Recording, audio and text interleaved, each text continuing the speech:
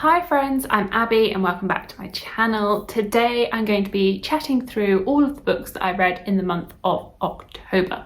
So October was a bit of a weird reading month for me.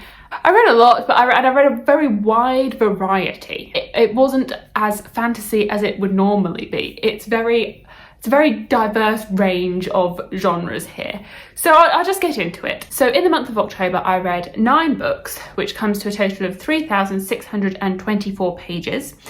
And I have started a 10th book. I am filming this on the 30th of October, so I do still have like 2 days left, but I'm not going to finish it, so there's no way I'm finishing that book.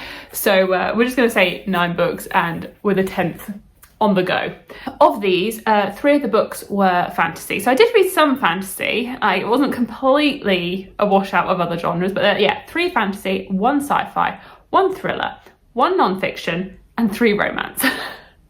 Don't think I've ever had that many genres in a wrap-up, but there we go, lots of different genres. 6 of these were adult, 2 were YA, and 1 was a middle grade. Of the ratings, very positive. I had 1 2.5 star, 1 3 star, 4 4 stars, 2 4.5 stars, and 1 5 star. So nothing like all-time favourite really, about 1 favourite, but like a lot of really positive ratings. I will say out of these, quite a few of them I read on audiobook.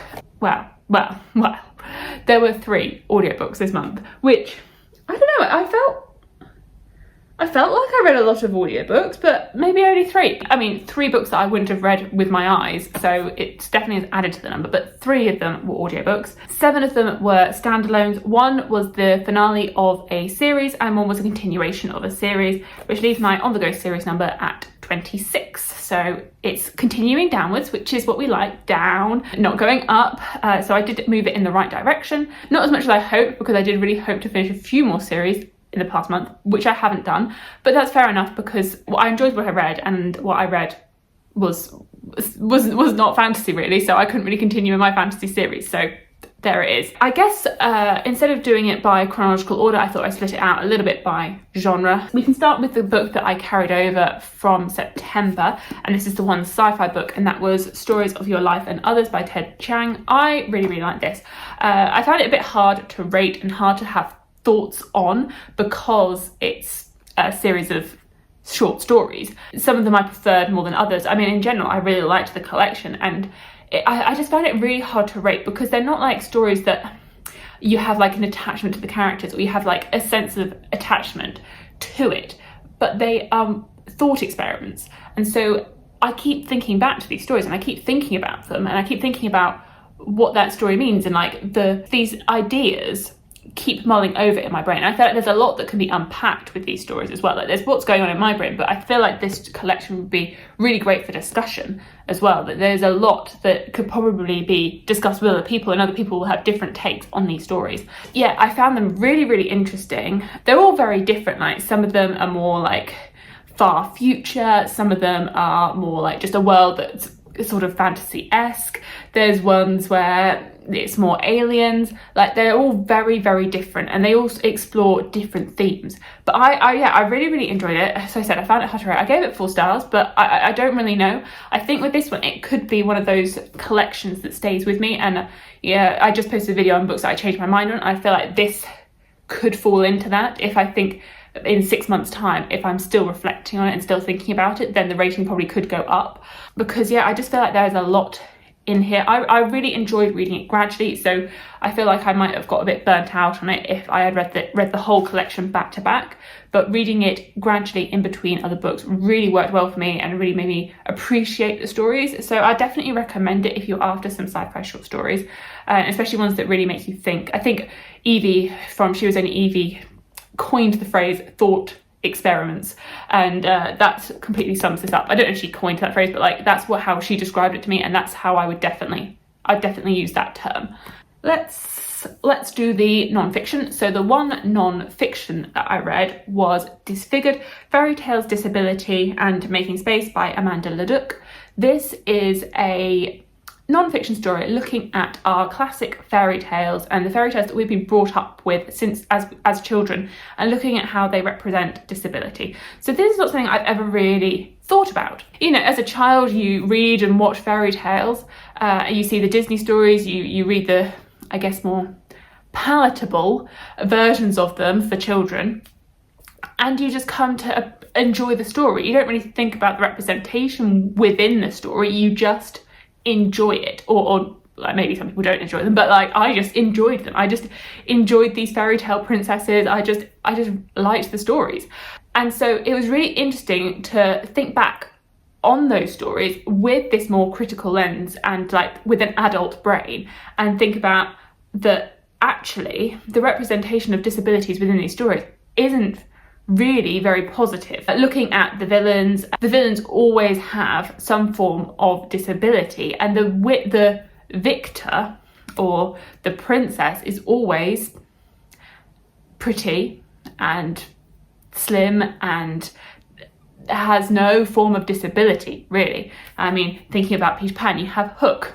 He's even named after his hook on his hand. The same with Scar in The Lion King. His whole name is his scar and his disfigurement. That he doesn't have a name anymore. He is just his disfigurement, and that is what he is embodied by. So it was really interesting thinking about these fairy tales and thinking about the origin of them and where these have all come from and how these fairy tales actually influence society. And it was saying that like a few hundred years ago, you would have parents abandoning their child and saying, well, they're a changeling. And actually they weren't changelings, because the fairies didn't leave a changeling in the child's place. The child was just disfigured in some way or had some form of disability, and the parents didn't want to claim them. And you think that's horrible. And that's what these have done. And these things will still be impacting society today. And that's what it was discussing. So I found it really, really interesting to think back. And the thing is, you have this nostalgia for these fairy tales because you consume them at such a young age. And so I feel as though if I read a story now, I am probably more openly critical with it because my brain is coming in as an adult brain. And so I see the flaws. Whereas with these stories that I consumed in my childhood, I find it a little bit harder to look back on them and see the flaws because I've got this nostalgia and this childhood lens. Yeah, I found them it was a really, really interesting non-fiction text. I listened to it on audiobook and I definitely recommend that. I feel like sometimes it got a little bit convoluted or it went over the same point and repeated it a couple of times. So I think having it on audiobook, I might have found it a little bit, not dry reading it with my eyes, but having the audiobook was like, I think, the perfect way to consume. Not the story, the text. The author has cerebral palsy, I believe, and so she interweaves that and her upbringing and her struggles with that into the narrative. So yeah, I found it really, really interesting and would definitely recommend it, especially if you want to examine fairy tales a little bit more. I guess we'll go for the other ad hoc genre, and that was the one thriller that I read, and that was When No One Is Watching by Elisa Cole. This is another one that I again listened to on audiobook, and I really liked the majority of this book, but the ending let me down. So this is following, it's a dual perspective story, and you're following our main character who has been brought up in Brooklyn, in this area of Brooklyn, and gradually she's noticing that her neighbours are disappearing and their houses are being taken over by up-and-coming white people. So it was a predominantly black neighbourhood and it is being gentrified. So everything that she knows and loves about this neighbourhood is slowly disappearing. And so it takes that concept of gentrification and then it adds a twist. And you're thinking, are these people moving away of their own free will? Are these people choosing to leave, or are they being forced out? And it's all just a bit creepy because you're just like, I don't quite know what's going on here. There seems to be some powers at play. So you follow her perspective, and you also follow the perspective of a male that has just arrived in the neighbourhood. So yeah, I really liked the build-up. I really liked the creepiness factor, the sort of what's going on in this neighbourhood, and looking at it and looking at the theme of gentrification and how this is very realistic in some ways because so many neighbourhoods do change. So I really liked that. I did find the ending to be a bit action movie-esque. I would say it just felt a bit, it felt like there was a tonal shift, and it just felt a bit unrealistic and a bit sort of, not James Bondy, but like just very comical action movie. And I wasn't a fan of that. It didn't feel like it matched or meshed well with the rest of the book. So that's where it really fell down for me. But a lot of it I really, really enjoyed. It was just, unfortunately, the ending just didn't I don't know how she would have ended it, but I wasn't a fan of where it ended up. Not necessarily like where the plot ended up right at the end, but not the way that it concluded. Just felt a bit.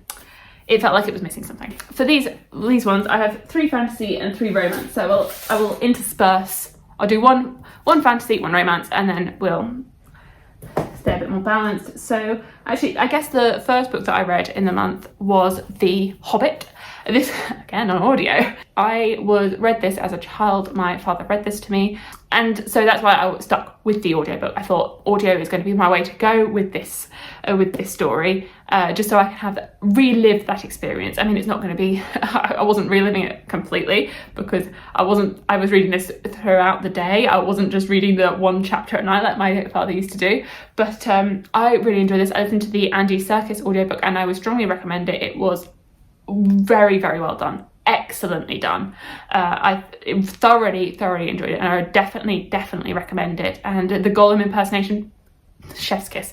So I really enjoyed this. I had so much nostalgia whilst reading this. I found it a lot more emotional than I was expecting to. I didn't realise like how much I was going to enjoy this, or how much it was going to come back to me. Like I remember like the experience of my father reading it to me, but I couldn't quite remember all of the details of it. I couldn't remember the exact like story or like everything, but as I was reading the story, more and more was coming back to me. So it was just such an emotional, nostalgic experience.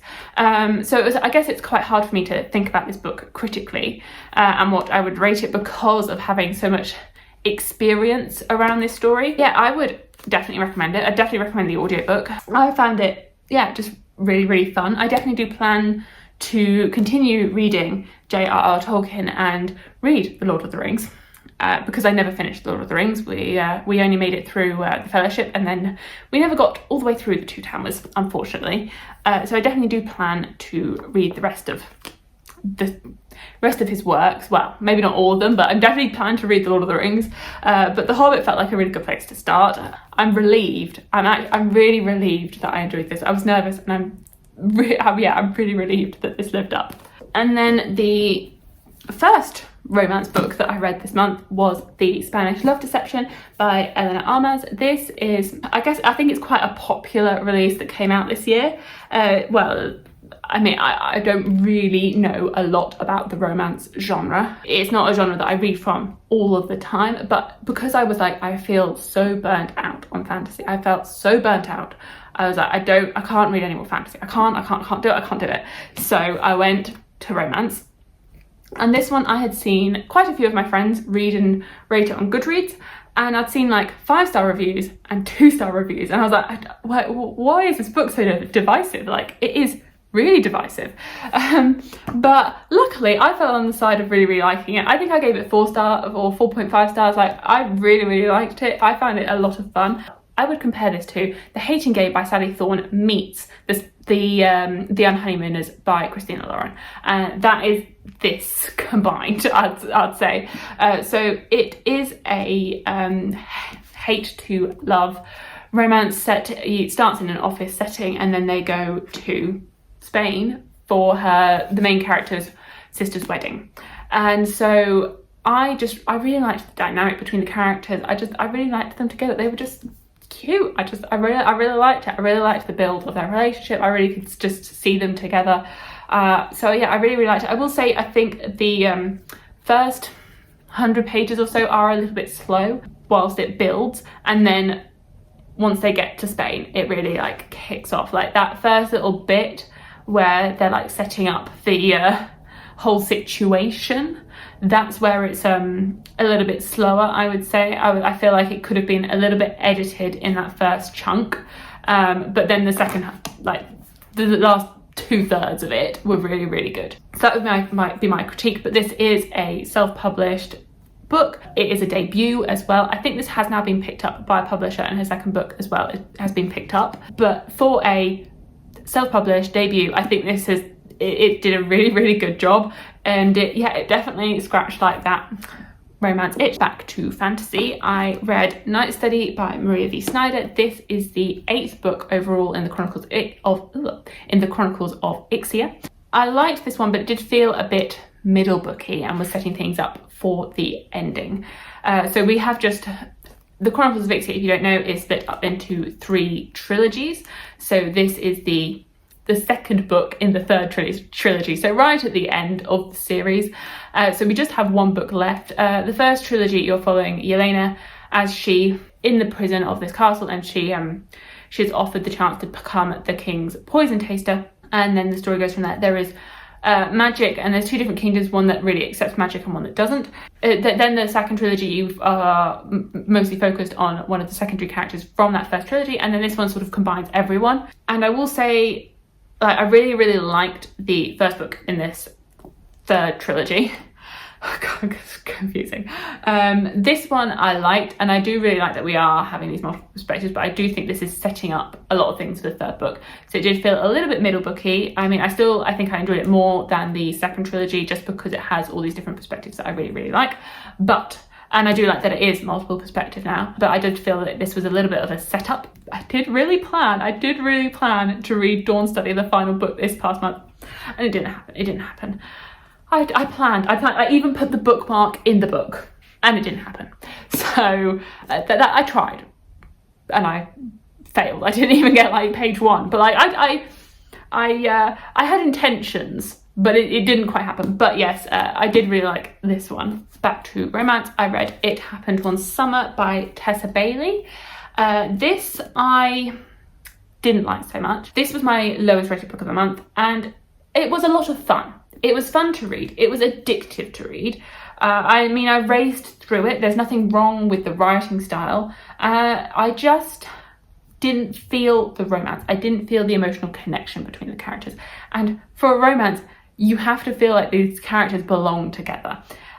So this feels like, to me, this was marketed to me as similar to The Simple Wild by Kay Tucker. It really is. It follows this girl who is used to having social media and all the luxuries of life, and then she goes to this more rural, in this one, fishing village. In The Simple Wild, it's Alaska, and then they have to deal with the changes of their scenery and adjusting to the different world that they are now living in. Because of those similarities, I just felt like this was the not so good version of The Simple Wild. Like, I preferred The Simple Wild. So if you do want that sort of story, then I'd recommend reading The Simple Wild and not so much this. But I feel like I'm alone in this. Like, the reviews for this are very positive, really positive. So I might be alone, but I just didn't feel for their romance. I just didn't see it.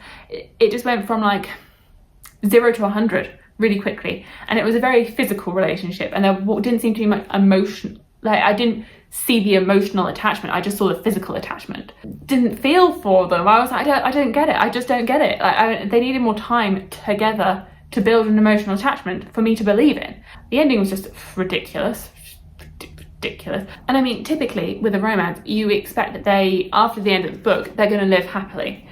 And I just felt like these people, well, they may live happily for like a month, but then they were going to break up. I was like, I can't see them being happily ever after. Like, then they're not. They're going to get bored of each other. They're just going to break up in like a month. Like, it's not going to last. Because I didn't believe in them. I didn't believe in them. So yeah, it really fell short for me. I read Wings of Shadow by Nikki Powell-Preto, the third and final book in the Crown of Feathers series. The fantasy slump hit me when I got to I was like 100 pages into this, and then the slump just went boom and really just hit me, and that's when I diverted to romance. So then I had to get back into this, which luckily it was really easy to get back into it after my big shift in genres. And I think this is a really good conclusion to the series. Yeah, it's a really solid conclusion. I think my thoughts stand from what I said on the first and the second book. I haven't really changed any perspectives, really. I think it is a very solid YA series that I think would work if you're wanting to move towards adult. It's still YA, but it has some of the trappings of an adult book because of its world building and because of the multiple perspectives, that it has these elements which could really, I think it could easily have been an adult book if it wasn't as tropey as it is, because it does have quite a few of the YA tropes, but the world building and the multiple perspectives definitely lean more adult. I mean, I really like the characters in this. I liked where it went with the story. I like the different relationships that we explore in here. I like how it is. By this point, you do have more and more perspectives, and so I really like seeing them. I really like seeing the characters. I liked how, I guess it was sort of John Gwynne-esque. Not at all. Okay, that's a bit weird. Okay, I'll explain because they're very, very different. But there are scenes in here, battle scenes, where you are experiencing the story and then you jump to another perspective. So you finish that, you read the scene from this person's perspective, and then you are seeing the battle from another person's perspective on the other side of the battle, and then you're going over here and you're seeing it from this person over here. And that's what John Gwynne does. John Gwynne will see a battle through multiple points of view, and so you're experiencing it and seeing how you're seeing the battle from all different angles. And that was what I experienced in here, that you were seeing this battle scene but from all over. So you could see elements over here and over here and over here, and so you could see the bigger picture of the battle. And I really, really liked that, and that's why I would compare it to a John Gwynne battle scene. Very, very different, like not at all John Gwynne in so many ways. It was just that sort of, the cinematography of the battle scene was a bit similar. But I don't know if you love John Gwynne, I don't know if this is necessarily a book for you, but that's just a small element. But yeah, I really liked it. I liked the way that it wrapped up. I would definitely be interested in reading more Nikki Palparetto in the future, and yes, would recommend. And then I guess the final book that I read in the month, and my 5-star book, was The Love Hypothesis by Ali Hazelwood. And this really lived up to the hype. I'm so annoyed by the TikTok sensation sticker on here. We're just going to ignore it. But TikTok, I dare say, it didn't lead me wrong, because I loved this. I would want to reread it. I just absolutely devoured this, and I would strongly recommend it if you enjoy romance. Even if you enjoy just like romance every now and again, like I do, read this one. This one, you are following our main character, Olive, and she is a PhD student, a STEM PhD student, and the love interest is called Adam, and he is not her teacher, but he's one of the professors, but they don't overlap in their work. So there's no there isn't the professor student thing. I mean, there is, but there isn't, because there isn't that dynamic that he is teaching her. I really, really liked this. I really thoroughly enjoyed this. It's just the sort of sunshine, moody trope, and it's the fake dating, and I so thoroughly enjoyed this. It was so cute. It was so cute, but it also dealt with like some real world issues. It dealt with like the struggles that women face in education and STEM. It also did deal a little bit with the power dynamics between a teacher and student. Yeah, just those sorts of issues within education. So I liked how those were interwoven through. It also dealt a little bit with grief and loss of a loved one, so that is in here. So I do really like when romances interweave real world issues, and more, it has the really fun, like the fun, absolutely irresistible romance, but there are also the real world struggles that people go through interwoven throughout. So I just ate this. I devoured it. I generally read like in the late afternoon evenings, because I like to be able to make sure I've done everything that I need to do that day. Like, well, I mean, if it's a working day, I have to work, and then I can read when I get home from work. But if it's a weekend, which is when I was reading this, I will like wake up, I will like do whatever I have to do that day. I will edit, I will film, I will do any chores, do any house cleaning, I will like go out for my walk, I will exercise, and then I will read in the afternoon, evening. But this, I was reading it Saturday evening. I then went to sleep, and all I could think about was this book, because I was just going over what was going to happen next. All I could think about were these characters. And then in the morning I woke up and I read it straight away. And I was like, I have to read it straight away. I have to read it right now, right now. And I never read in the mornings, but I just had to know what was going to happen. Like, it was the first thing I did when I woke up was to keep reading, which, you know, is a testament to how much I really, really enjoyed it. And I would just strongly recommend it. Like, please read this if you enjoy romance, and just please read this one. And I can't believe this is her debut. I'm just amazed that it's her debut. It was just so good. I need more. I want more Ali Hazelwood right now. So yes, that was a definite favourite of the month. And then we'll talk very briefly, about the book that I have started. You may have seen in my last video my November TBR. I put a book on it that I was like, I want to at least start this book, even if I don't finish it. Well, I guess maybe my fantasy slump was preparing me, because and I needed to prepare for reading this book by reading lots of other genres, and now I have started Words of Radiance.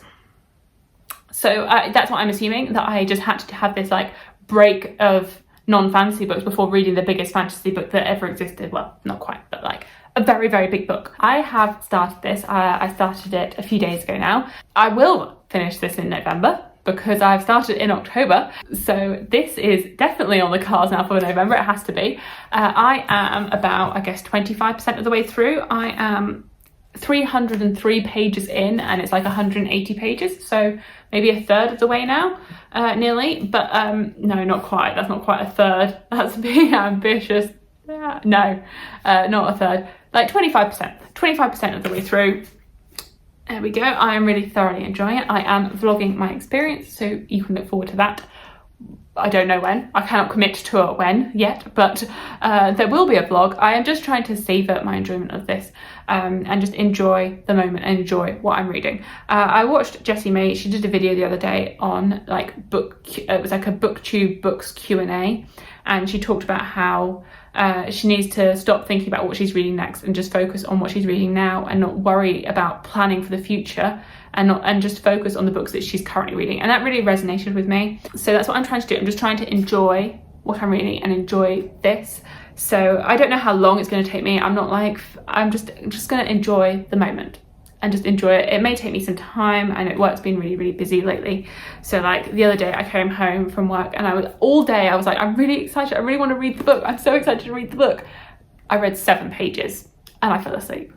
Like I was just, the brain was not on, like the brain was not working. So yeah, I hopefully it won't take me too long, because I am really thoroughly enjoying it and I have so many questions and I will need answers to my questions. So I'm going to have to keep reading because I have to know what's going to happen, but I don't want to rush myself. I just want to enjoy it and enjoy the pace that I'm going at.